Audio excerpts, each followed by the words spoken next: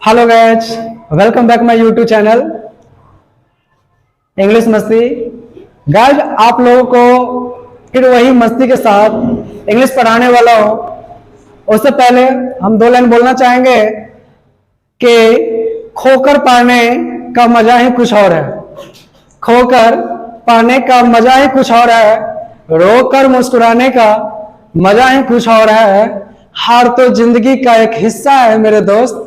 हार तो जिंदगी का एक हिस्सा है मेरे दोस्त। हार कर जीतने के बाद मजा ही कुछ और है। मजा ही कुछ और है।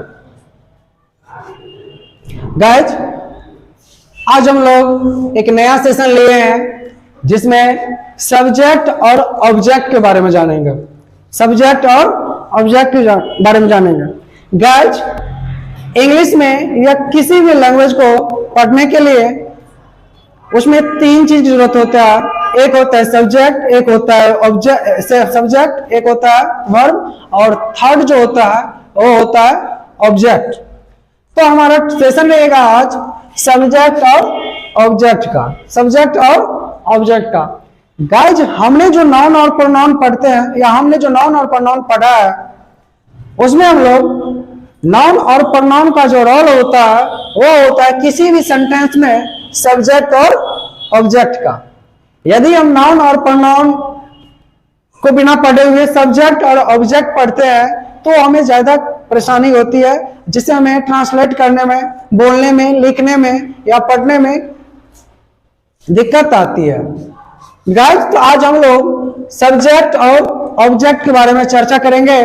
सब्जेक्ट, हमने जो नाउन प्रोनाउन जो पढ़ा था वह सब्जेक्ट और ऑब्जेक्ट के रूप में आता है, इसलिए हम लोग नाउन और प्रोनाउन को पढ़े थे।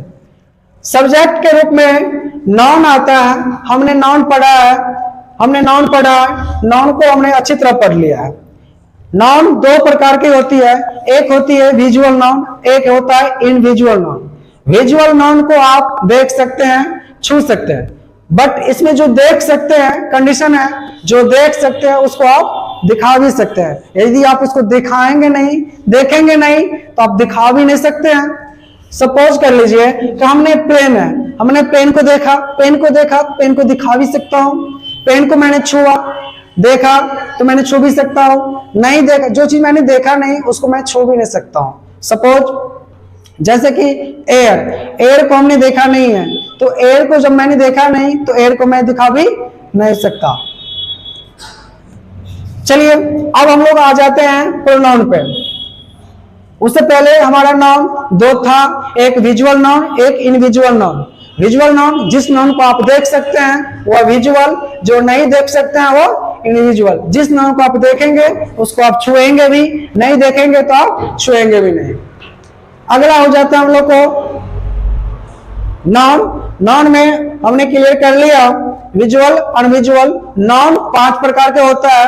आपने पढ़ा होगा कहीं, नाउन 5 प्रकार का होता है। जी, नाउन को मेनली दो ही भाग में बांटा गया है, एक विजुअल, एक अनविजुअल। विजुअल नाउन को कहीं कहीं आपको कॉन्क्रीट नाउन भी देखने को मिलेगा। विजुअल नाउन को कहीं कहीं आपको कॉन्क्रीट नाउन देखने को मिलेगा, अनविजुअल को अनकॉन्क्रीट। चलते हैं हम लोग विजुअल नाउन में सबसे पहला नाउन जो आया वो आया कॉमन नाउन। उसके बाद हम लोग कॉमन नाउन आया। कॉमन नाउन के बाद हम लोग प्रॉपर नाउन उसको बनाए, फिर उसी को कलेक्टिव नाउन बनाए, फिर उसको मटेरियल नाउन बनाए, फिर एब्स्ट्रैक्ट नाउन बनाए। इस दुनिया में सबसे पहला नाउन जो आया है वो आया है कॉमन नाउन। आगे हम लोग, यदि आप मेरा नाउन की क्लास नहीं देखे हैं तो मेरे YouTube चैनल पे नाउन का क्लास पहले लिस्ट में जाकर के चेक कर लें, वहां आपको नाउन का क्लास मिल जाएगा जिसमें बेसिक से एडवांस तक की जानकारी रहेगी।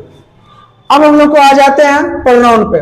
प्रोनाउन के बारे में हमने पढ़ा था कि प्रोनाउन वह शब्द है जो नाउन के बारे में आता है, वह प्रोनाउन। ये लेकिन ये जरूरी नहीं है कि वो नाउन के बारे में आए।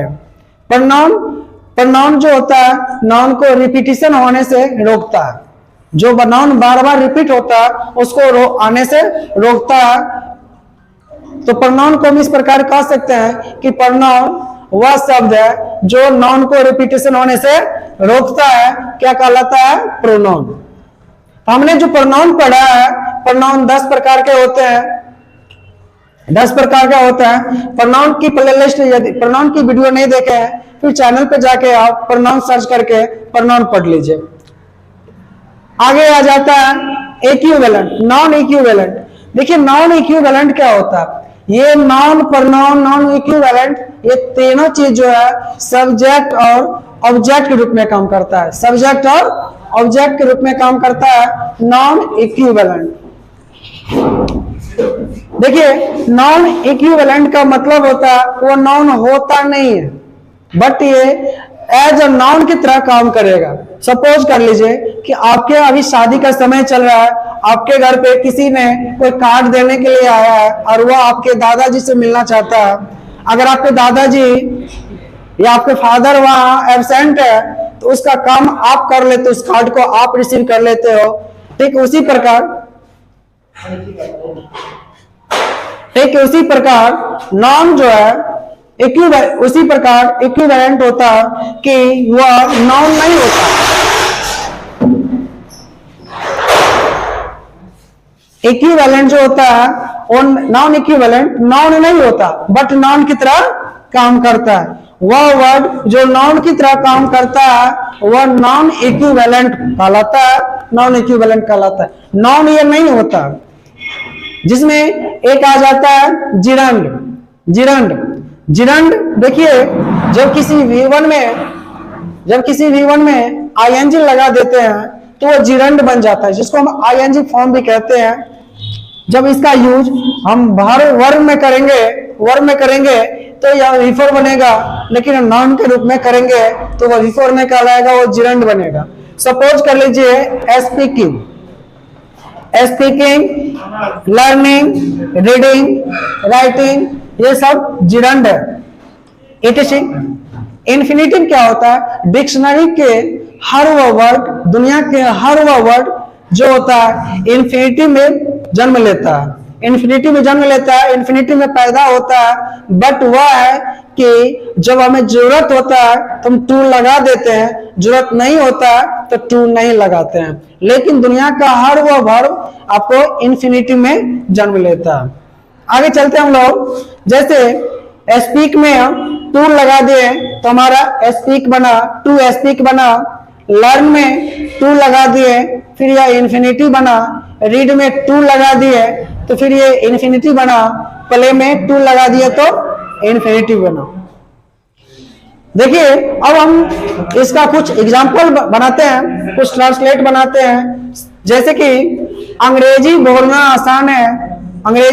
आसान है, देखिए अंग्रेजी बोलना, ये बोलना वर्ड जो है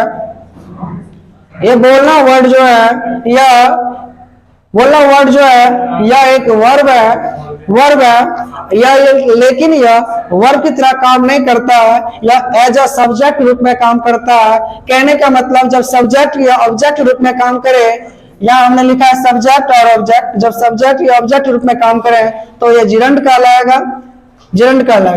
तो हमारा ये एग्जाम्पल है कि अंग्रेजी बोलना आसान है, इसको बनाएंगे to learn English is easy. यदि हम टू लर्न पे बनाते हैं तो हमारा ये हो जाता है इन्फिनिटी पे बना है।